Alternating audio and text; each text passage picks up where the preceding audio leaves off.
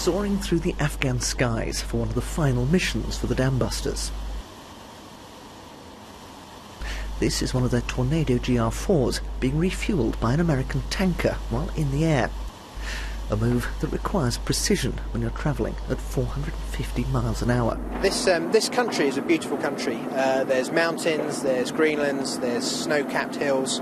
On a day like this where the sun's shining, it's a beautiful place to look at.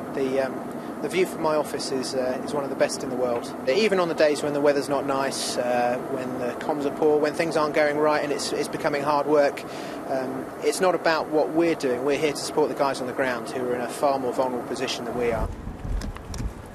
Day and night for the past 4 months, Ben and his fellow aviators have provided air cover for NATO and Afghan troops.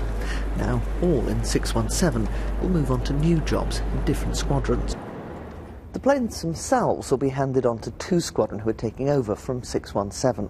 But for the men and women of the Dambusters, this is the end of an era. It's the last time that they'll fly these Tornado GR4s.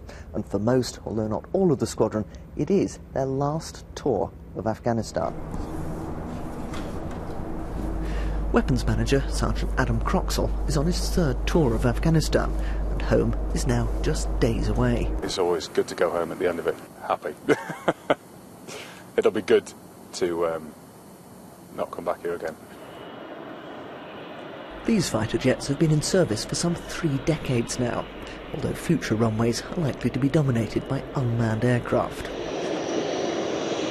But not for a while. The 617 Squadron will be back again when the UK's newest jets come into service.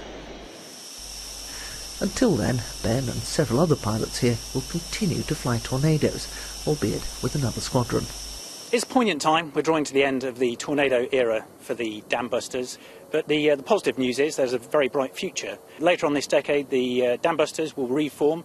617 Squadron will be the UK's first Lightning II squadron, and it will reform with its new aircraft at RAF Marham. As the squadron says goodbye, there will be sadness as they fly their separate ways.